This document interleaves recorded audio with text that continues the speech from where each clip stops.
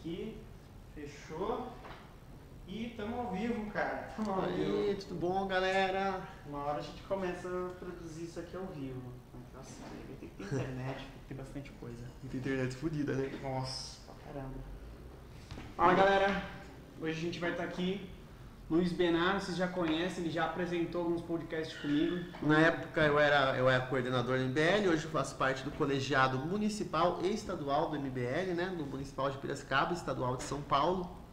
E continuamos aqui o papo que a gente teve dos outros dias. Maravilha. Hoje a gente está aqui para bater um pouquinho diferente do que foi da outra vez, que é o liberalismo. A gente vai sair um pouco da política por si só, né? E vamos tratar aí um pouco das pautas liberais aí que a gente entende. Eu vi muita gente falando que o liberalismo é apoio total às privatizações, é apoio a uma privatização idiota, vamos dizer assim, Não, comparação. isso, na verdade, isso não é liberalismo, né? Porque o liberalismo ele subentende que aí vai ter uma condição igual para todos. E se você faz uma privatização no molde, como já foi feito muita privatização no Brasil, eles sempre fizeram beneficiando de uma forma até ilícita algumas empresas a ganharem essas privatizações e tudo mais. Então, a forma correta de se fazer não é essa. Inclusive, acho que tem que se fazer bem feito. Porque senão você acaba saindo de um problema e caindo em outro. Ainda mais quando você faz a privatização e não tira dela o monopólio. Um problema grande, na verdade, não é nem só a privatização em si. É que a maioria das estatais ela tem monopólios de serviço. Então, por exemplo, a Petrobras, só ela que pode vender o produto dela no território nacional. Isso é um monopólio. Então, além de você privatizar, você tem que acabar com esse monopólio. Não adianta privatizar só para uma pessoa. Exato. Para liberar o livre mercado. E deixar o livre mercado agir. Agora, se você faz uma privatização de uma maneira errada, você atrapalha até o livre mercado. Entendi. Porque daí você vai ter uma empresa com vantagem sobre as outras. Isso também não pode acontecer. Perfeito. Então você não vai ser um liberal se você vai defender uma privatização feita de maneira errada ou até criminosa muitas vezes, né? Porque acaba favorecendo alguns e dependendo dos favores que são dados, aí podem ser até considerados ilegais. O liberalismo, ele é um apoio indireto aos empresários? Não, na verdade o liberalismo ele é um apoio à sociedade como um todo. Porque a sociedade como um todo se beneficia da livre concorrência. A sociedade vai se beneficiar pela concorrência de preços, de serviços, melhores. Agora, você dizer que é só para os empresários? Não. Na verdade, o liberalismo ele vai pressupor que existem pessoas diferentes e que pessoas que realmente...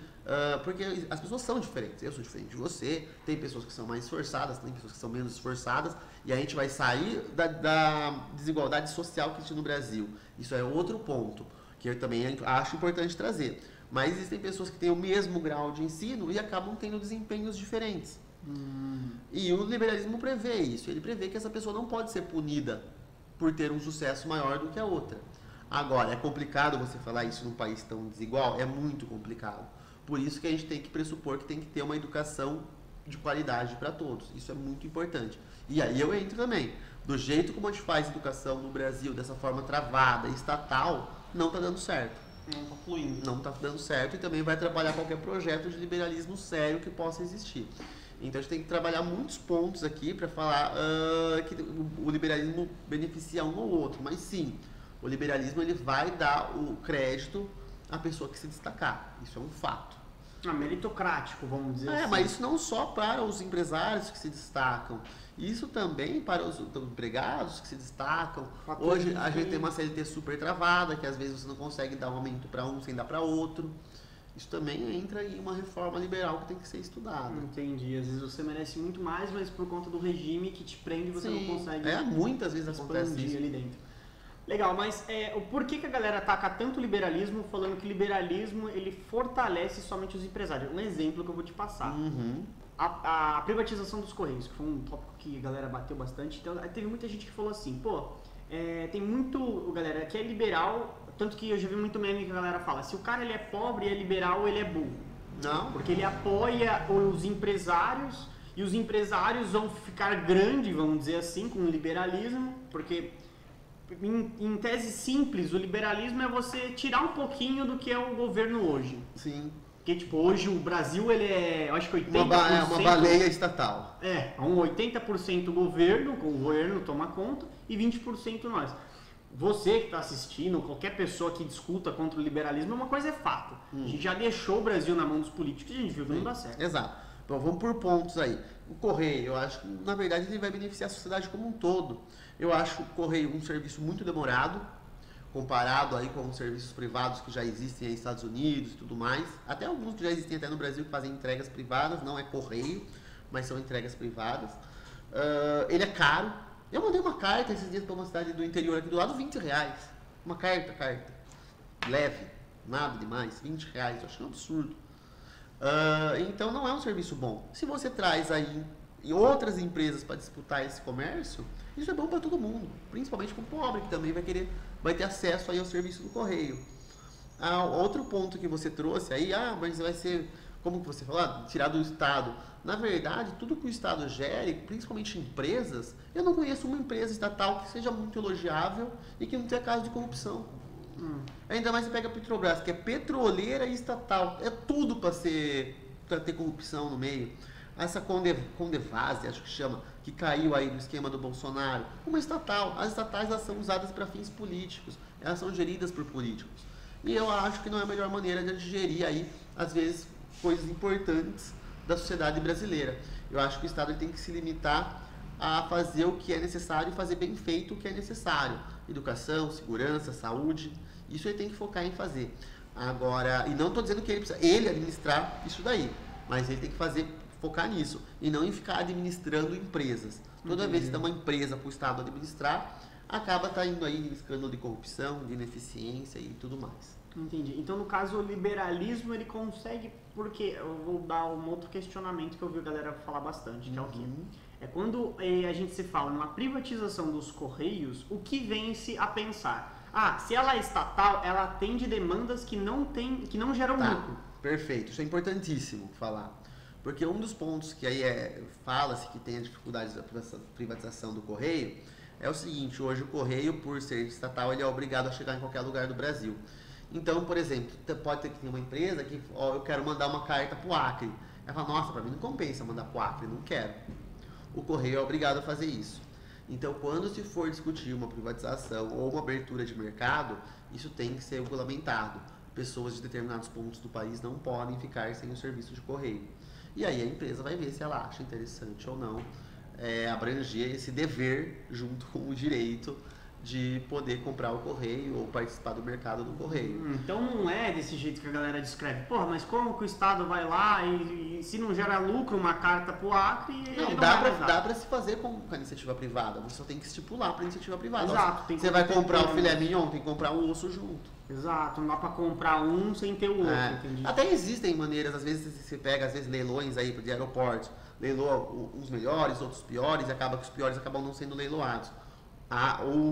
O governo que for fazer essa privatização, ele tem que levar em consideração esse problema. Entendi. Mas isso não impede a privatização, é só você regulamentar. Entendi. Então, se ele for participar disso, a privatização engloba, então, essas partes não lucrativas. É o que eu falei, tem que fazer aí uma forma que a pessoa que compra o filé mignon compra o osso junto. Senão, acaba que tirando uma fatia... Não, você vai tirar a sua parte da sociedade de um serviço essencial, né? Que foi uma das coisas que eu via muito. Eu vi muito a galera debater, a galera discutir na internet, discutir pessoalmente, falava que privatização era mil maravilhas, vamos dizer assim. Ela é muito boa. Então eu vejo muitas vezes a pessoa falando, não, vou falar da privatização da educação. Eu acho fenomenal, acho que seria uma ideia maravilhosa. Mas quer dizer que o pobre não vai ter escola? Não. Só não quer dizer que é o Estado que vai administrar a educação. O que é administrar? O ProUni, por exemplo, é um programa praticamente de privatização. Ele tira da iniciativa estatal, né, que são as universidades públicas, e transfere bolsas para universidades particulares. Ele gera mercado, ele gera renda, ele gera emprego e ele aumenta aí o globo de pessoas que podem se educar na educação superior. Isso, na verdade, é o que ele fez. Foi passado da iniciativa estatal para a iniciativa privada. Você não precisa dizer, vou privatizar, quer dizer que só quem paga vai fazer. O Estado pode pagar. Só que no lugar do Estado ir lá, construir a escola, contratar por concurso público o professor, falar quem ser o governador que vai dar o dinheiro e tudo mais, o que ele faz? Tem uma faculdade aqui do lado, quem passar no vestibular, o Estado ajuda a pagar. Se a pessoa tiver com necessidade ou precisar desse dinheiro para fazer. Daí ele cria um programa de cadastro aí para os mais necessitados e tudo mais. O liberalismo... Porque é outro ponto. Hoje, a gente paga caríssimo das nossas faculdades estaduais e federais para rico estudar. Para rico estudar, não é para pobre, é para rico. É o rico que vai lá e passa. É o rico que passa no Enem lá. Aquele que fez cursinho particular. Tá muito bom, é estatal, tá lindo, né? A gente tá pagando uma fortuna para rico estudar. E o pobre que paga, não estuda. É isso que é engraçado, porque os caras que batem muito na tecla que o liberal é ruim com quem é pobre, porém quem é pobre a estatização fortalece quem tem. Quem porque tem na verdade, o Brasil, a elite do Brasil são funcionários públicos. A gente tem funcionários públicos que ganham 20, 25, 30, 36 mil reais. Eles são sustentados pelos pobres, que pagam os impostos, aí, o ICMS incide sobre os pobres. Então, na verdade, o que a gente tem que conceber, e na verdade, o final, a conclusão, acho que de toda a nossa conversa vai ser essa. Da forma como está, os pobres estão pagando pelos ricos, para os ricos, e de uma maneira estatal. A elite do Brasil faz parte de uma burocracia estatal. É isso que não pode acontecer. Num país pobre como o Brasil, quem quer ser rico são as pessoas que se arriscam para gerar emprego, não as pessoas que não se arriscam nada, e muito pelo contrário, diminuem os empregos. Entendi. A gente está num círculo vicioso. A gente tem que sair desse círculo vicioso de sustentar funcionário público marajá. A gente tem que entrar num ciclo de desenvolvimento e não num ciclo de continuar nesse ciclo de atraso. A gente tira essa mamata que é o governo, né? E coloca a parte do... eu não vou dizer que o governo inteiro, mas o nosso Estado, ele serve... a nossa população, ela serve ao Estado. Quando o Estado deveria servir a população. Entendi. Esse é o ponto que eu falo. A gente está num ciclo que o pobre paga para o rico estudar na escola particular. O pobre paga para o filho de um juiz que já ganha um salário altíssimo fazer uma faculdade pública. E nós estamos sustentando essa casta de altos funcionários públicos, que é esse o grande problema. E eles estão também nas diretorias das empresas estatais, eles estão em vários outros setores da administração pública, direta e indireta. E é esse ciclo que a gente tem que quebrar. Porque eu vi um podcast, né, que o primo gravou com o Paulo Guedes. Sei que o Paulo Guedes está dando lá suas mancadas, mas ele falou uma coisa que fazia muito sentido. Que ele fala muito. Fala demais. Só não faz. Infelizmente, mas o que ele fala, na minha concepção, faz muito sentido. Não, ele fala perfeitamente, ele é um ótimo palestrante. Eu vi uma galera falando assim que o que ele falou lá estava errado, porque ele falou que no setor público hoje ganha-se muito mais do que no setor privado, então a galera prefere muito mais focar no setor público do que no setor privado. Porque a média de ganho é muito maior no setor público, só que o setor público é essa mamata que a gente já discutiu no podcast, que é o cara que ganha, né? Pra apertar o botão. Na verdade, ele não tem produtividade. O setor público, ele não rende nada, ele não faz renda, ele não gera riqueza, ele consome riqueza. E é por isso que eu falo que o Brasil está num ciclo vicioso. A gente precisa dar oportunidades para quem quer gerar riqueza e não para quem quer consumir a riqueza. Só que aí corre-se o risco da gente deixar o Brasil na mão dos empresários. Eu vejo muita galera falando assim, mas é o quê? É o liberalismo, o mal do liberalismo. Eu estou pegando todos os pontos contra para você ir rebatendo. Para você ir rebatendo. O liberalismo é, então, na mão dos empresários e hoje é a mão do governo? Ou você acha que não entra nesse mérito? Não existe esse mão dos empresários. Sempre vai haver um governo, sempre vai haver um sistema judiciário que vai regular as relações entre consumidores e grandes empresas, ou entre o governo e a população. O judiciário nunca vai ser extinto e ele tem que ser estatal. Isso é uma função primordial do Estado. Por exemplo, não acho que dá para se privatizar. O Peru, por exemplo, ele tem uma alta tendência de... não vou dizer privatização, mas ele tem um sistema de juizados privados. Mas no Brasil, é interessante, a gente pode fazer uma conversa sobre isso, né? No Brasil já existe mais ou menos de 0,1%, só para grandes empresas, né? Mas, na verdade, isso daí vai continuar sendo gerido pelo governo, o executivo, o legislativo, ele vai continuar. O que eu acho que o liberalismo quer hoje no Brasil é mais liberdade para você negociar, menos impostos. Hoje você faz uma empresa, você praticamente vive para pagar funcionário, pagar imposto, e se sobrar alguma coisa, vai sobrar muito pouco para o lucro. É muito difícil você começar a empreender hoje no Brasil. O que a gente quer é mais liberdade, principalmente também para a contratação de empregados. A nossa CLT é muito rígida. Às vezes eu tenho um empregado, eu quero dar um aumento para ele, eu não posso, porque depois eu não posso abaixar o salário. Entendeu? Então tudo isso tem que ser repensado. Uma CLT da década de 40. Será que hoje as relações de trabalho não mudaram. Acho que até a Covid está vindo aí com o home office para redesenhar um pouco aí as relações trabalhistas. Entendi. Mas isso tem que ser repensado. A nossa CLT é muito rígida. Hoje, por exemplo, eu tenho uma necessidade de contratar uma pessoa, eu faço o possível para não contratar. Eu vou me desdobrar em 3 para não ter que contratar, porque a partir do momento que você contrata, a CLT é extremamente rígida com o contratante, né? com o empresário, né? com a pessoa que está contratando o serviço. E contra você é muito fácil. E a Justiça do Trabalho também. A gente tem um histórico da Justiça Trabalhista no Brasil que é muito pró-trabalhador, né? Pró-reclamante. Então é complicado hoje. É isso que hoje se tende. Claro, nunca vai ser. Mas a gente pega países que foram para um lado mais liberal. Eu dou sempre o exemplo do Chile. O Chile é um país que só tem montanha, tem cobre, tudo bem, mas não tem muito por que ser tão rico. E ele cresce muito, por quê? Porque as empresas têm muita liberdade lá, elas conseguem negociar. Isso não quer dizer que o Chile está na mão dos empresários. Existe uma desigualdade social lá grande, é verdade. Mas, em geral, morar no Chile, você tem uma qualidade de vida muito melhor do que morar no Brasil. Entendi. O liberalismo não é a solução, mas é melhorar. Não é, eu acho que não existe solução perfeita. E o liberalismo, ele pressupõe que as pessoas são diferentes e necessariamente nem todo mundo vai ser rico. Ou quer dizer, pode ser que todo mundo melhore muito a qualidade de vida. Então, vamos pegar os Estados Unidos. Hoje você ganha 20 mil reais no Brasil, você é rico. Esses mesmos 20 mil reais nos Estados Unidos, você é pobre. Esses 4 mil dólares.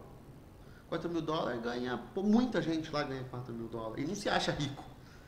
Então rico é uma questão de ponto de vista, mas dá sim para melhorar a condição de vida de todos, de uma forma geral. Dá para você valorizar aí o nosso capital, nossa moeda até, né? Entendi. E tanto nosso poder de isso compra. Que você falou, tipo, 20 mil, para ganhar 20 mil aqui é muito mais difícil do que para ganhar 20 mil 20 mil aqui você passa a fazer parte do 1% mais rico. Caralho, 1% mais rico, se você ganha acima de 20 mil, você já faz parte de 1% mais rico. Nos Estados Unidos você vai estar na média. Isso é falar de um país pobre. Entendi. Então, realmente, o liberalismo, ele acaba levando... Não, ele vai ter, mas a verdade é o que a gente quer que todo mundo melhore. Claro, uns vão melhorar mais e outros vão melhorar menos. Mas se existe uma maneira de você melhorar o poder de compra, de você melhorar a eficiência do serviço brasileiro, é essa. Hoje a gente não consegue atrair grandes empresas porque eles olham carga tributária muito alta, falta de segurança jurídica, CLT, eu não vou pra lá, o Walmart está saindo daqui do Brasil. Entendi. Porque, tipo assim, o que eu hoje eu olho quando se trata de um Estado, de um governo, que eu acho que é o ideal. Não é o melhor, porque acho que não tem como achar o melhor. O capitalismo em si tem várias falhas, então. Mas quanto mais meritocrático, melhor. Essa é a minha concepção de um Estado legal. Porque a gente mais tem que pensar, eu acho que isso vai incentivar as pessoas a terem mais o mérito. A gente sempre tem que pensar que o Brasil ele tem um problema de desigualdade, que não dá para você dizer que a pessoa que tem uma qualidade de vida alta, que sempre estudou escolas particulares, vai ter o mesmo ponto de partida de uma pessoa pobre. Isso é uma coisa que mora numa família totalmente desestruturada e tudo mais. E isso é uma coisa que a gente tem que pensar também. Mas isso não quer dizer que a gente vai impedir as possibilidades liberais de acontecerem. Entendi. A gente só tem que pensar que a gente tem que melhorar a educação no Brasil. Isso é fundamental, de qualquer forma. Entendi. Melhorando a educação é o princípio, a gente consegue desenvolver ainda mais o nosso liberalismo e a nossa economia. Até porque hoje isso já é um problema. Mesmo não tendo um Estado liberal, o Brasil, a falta de educação já é um problema. Então, às vezes, a gente vê vagas abertas que a gente não consegue preencher porque as pessoas saem do ensino médio, que já deveriam conseguir preencher essa vaga, não conseguem porque, às vezes, saem sem saber ler e escrever. Entendi. Isso já é um problema hoje, é muito falho. As pessoas chegam no ensino médio e não servem para fazer pouco, elas servem para fazer muito poucos serviços.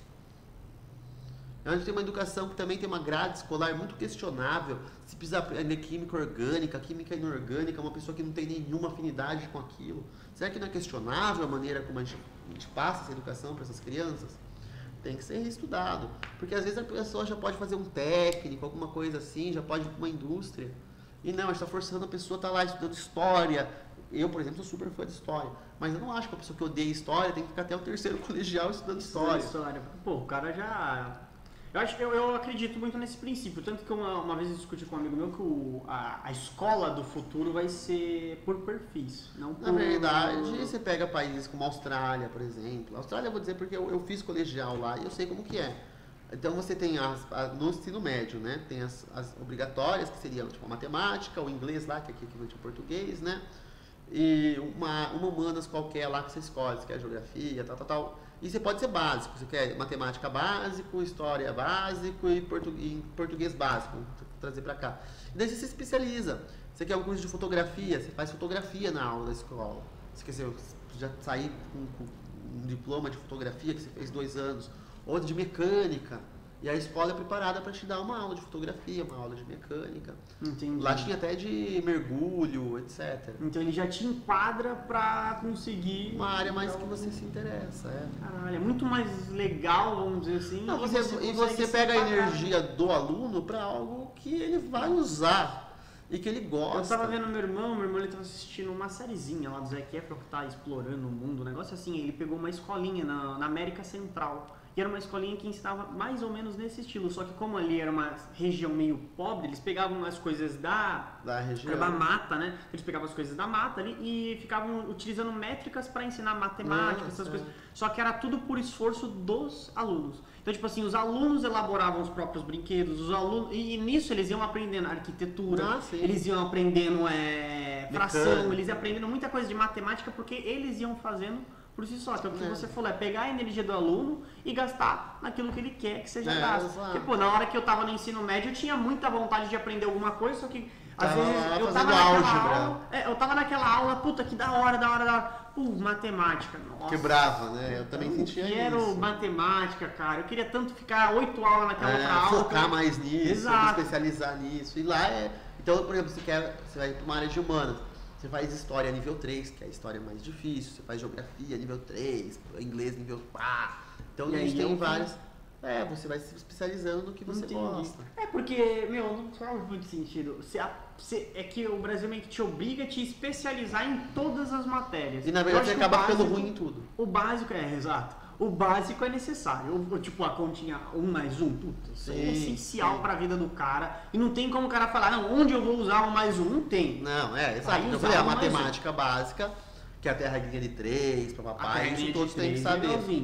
Agora... Português. Álgebra, por exemplo. Será que tem necessidade de álgebra? Aquela geometria básica, beleza, saber agora. Mas... E também eu acho que entra um pouco do básico, raio, é um pouquinho básico o cálculo de diâmetro, porque o cara ainda não usou. Ainda foge um pouquinho, mas ainda vai é só para desenvolver um pouco o raciocínio, vamos dizer. Porque assim, nem com o português. Eu lembro que no ensino médio a gente aprendia nomenclaturas do que era a definição que se caracterizava frases. Um negócio muito louco. Você falava, pô, eu nunca vou usar isso. Porque era muito para quem ia ser escritor. Um exemplo. Se alguém da sala fosse um escritor. Um advogado, por exemplo. Um advogado, pô, o cara ia falar, que da hora. O cara quer ser instrutor de autoescola. Ou o cara, às vezes, sei lá, até eu queria aprender finanças. Eu queria aprender um pouco de mercado financeiro. Pô, não tem nada a ver. Eu falo até instrutor de autoescola porque eu lembro que lá na minha sala da Austrália, acho que 20% quase queria ser instrutor de autoescola. Instrutor de autoescola? Não sei, ganha bem, gostoso, dirige, né? Ver os outros dirigir. 16 anos, né? O pessoal tá tirando carta. Claro, é a pegada, né? Vai entender, mas se a galera gosta, tem que... E daí você fazia umas aulinhas mais básicas e tudo. Eu acho que a escola do futuro, então, basicamente seria... E aí que tá, e você encaminha pra uma liberdade, E aí que fala, a liberdade ela começa já na educação daí. Exato, aí o cara ele escolhe o caminho que ele quer trilhar e não ele o Estado define ele tem tudo pra ser melhor na vida profissional dele daí. E às vezes o cara ele pode até... É muito mais motivador pra ele ser um empreendedor, porque a gente dá uma característica que ele precisa para empreender, porque, exemplo, você sai do ensino médio, não tem nenhuma característica extra, vamos dizer assim. Pô, o que eu sei? Que nem se falou, fotografia. Puta, fotografia você consegue empreender, eu sei tirar foto. Eu tenho 2 anos de fotografia, mas eu não achei alguém que me contrate para ser fotógrafo. Eu posso empreender nessa área. Posso vender minhas fotos para meus amigos, advogado também. Puta, eu me especializei nisso, vou terminar a facul, não consegui, eu posso empreender. Então você vai dando leque para a galera começar a empreender dentro da área que ela escolheu exercer. Inclusive, pequenos cursos, aí eu fui candidato a vereador, né? E uma das minhas propostas era começar a trazer cursos do Sebrae, que o Sebrae já fez essa parceria com escolas estaduais, para trazer economia de finanças básicas para as crianças. O que fazer com a mesada, como você trata o seu dinheiro, se você guardar no final do mês, como que você vai organizar. Isso para mim era tão importante que as crianças já começassem a saber até como funciona, olha, se você tiver uma pequena empresa, como funciona o caixa, tal. Mas, infelizmente, não deu certo e a ideia também ela não é tão bem vista ainda, até por setores da educação e tudo mais, a gente acaba esbarrando na nossa visão que o Brasil ainda tem que você empreender é feio, você ser empresário ainda não é bem visto, infelizmente. Uma ideia muito louca. Bom, não, o Brasil está sendo Brasil porque ele é feito de pessoas que pensam assim, né? Caraca, não como que pode, cara. Até quem ataca o liberalismo em si, que é uma galera muito de esquerda, que fala, puta, vai dar na mão dos empresários, confio muito mais no governo. A gente vê, porra, é só pegar a história, velho. O governo... Os estados que dão certo, né? E questão também, nossa, pô, é pegar sei lá, em 10 anos, quantos casos de corrupção teve? Olha o tanto de casos de corrupção, olha o tanto envolvendo empresa estatal, todos se envolvem em empresas estatais. Exato, aí você pega ali, pô, então dá pra confiar, não é nem questão de... Não tem como a gente ter certeza, acho que não tem. Mas não é mais fácil tirar a mão do que ficar arriscando de novo, agora vai vir um bolo, sei lá, presidente. Mas a gente tem um exemplo, por exemplo, a telefonia antes era estatal. Eu não sou dessa época, mas eu escutava muito falar dessa época que o telefone valia 20 mil reais, uma linha telefônica, quando era estatal. Você deixava de herança a linha telefônica. Hoje, que depois você privatizou, você abriu o mercado da telefonia, hoje uma linha telefônica você compra aqui na esquina aqui por 5 reais, um chip. Exato. Antes era assim, né? Era horrível. Privatizou-se, foi acho que na época do Collor que privatizou, por ali. Eu estava nascendo. Mas eu lembro que inclusive já cheguei a pegar testamentos que tem lá 3 linhas telefônicas, no divórcio ficava, a linha telefônica fica com tal pessoa. Avalia mais ou menos o equivalente ao dinheiro de hoje a uns 20 mil reais. Caralho, mano, que estranho, né? Isso foi um exemplo de privatização que deu certo. Exato. A Vale do Rio Doce.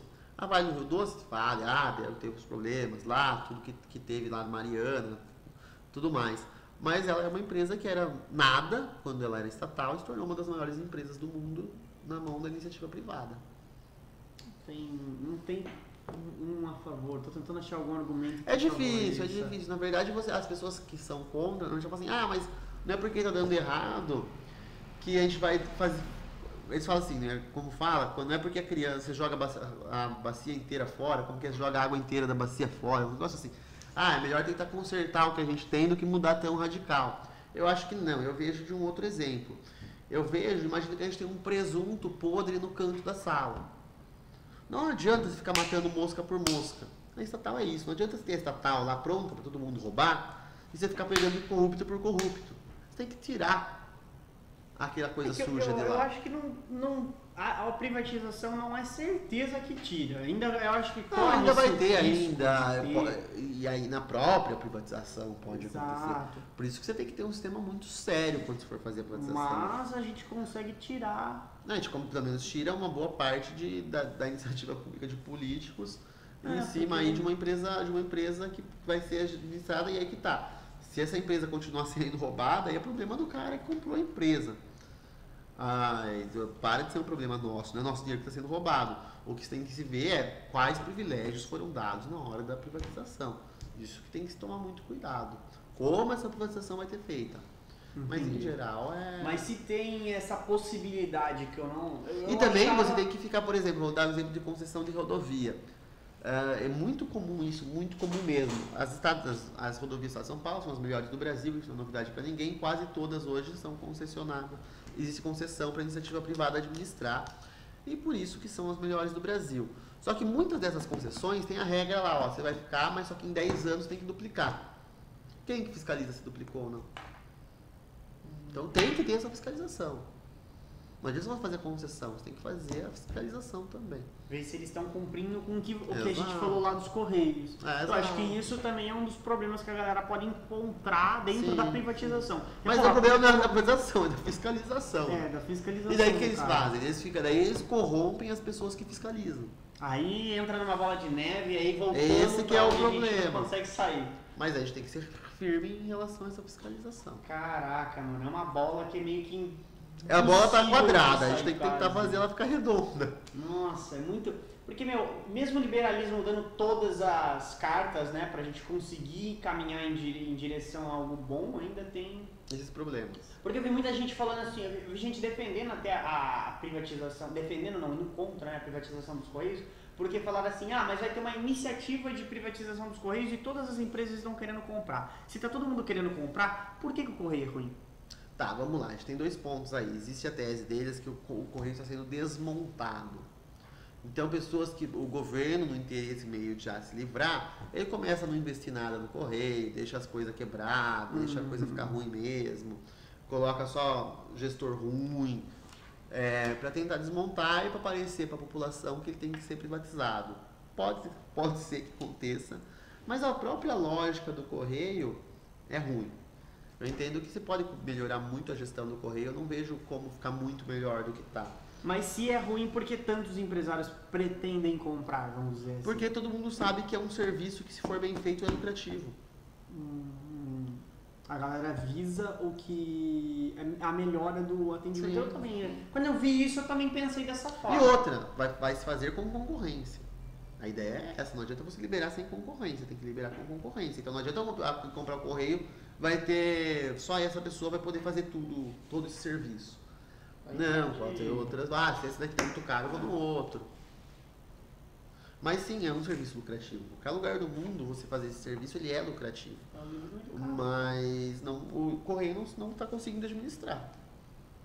O Correio são funcionários são mais caros. Concursados nos Correios também? Acho que tem uma parte, hoje acho que a maioria já é SLT nos Correios.